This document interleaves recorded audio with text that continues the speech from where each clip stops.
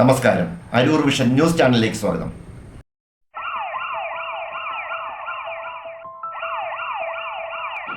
ഇതൊരു ദുഃഖകരമായ വാർത്തയാണ്.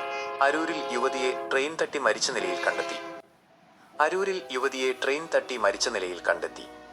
അരൂർ റെയിൽവേ സ്റ്റേഷന്റെ വടക്കുഭാഗത്ത് ഇന്നലെ രാത്രി 12 മണിയോടെയാണ് യുവതിയെ ട്രെയിൻ തട്ടി മരിച്ച നിലയിൽ കണ്ടെത്തിയത്. 17-ാം വാർഡിൽ ധർമ്മേക്കാട് രതീഷിന്റെ മകൾ 19 വയസ്സുള്ള അഞ്ജനയാണ് മരിച്ചത്. സംഭവം ആത്മഹത്യയാണെന്നാണ് പ്രാഥമിക നിഗമനം.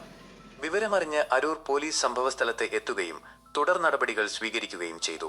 മൃതദേഹം പോസ്റ്റ്മോർട്ടത്തിനായി അരൂക്കുറ്റി ഗവൺമെന്റ് ആശുപത്രിയിലെത്തിച്ചു. പോസ്റ്റ്മോർട്ടം നടപടികൾ നടന്നുകൊണ്ടിരിക്കുകയാണ്. ഈ ദുഃഖത്തിൽ ആ കുടുംബാംഗങ്ങളെ അനുശോചനം അറിയിക്കുന്നു.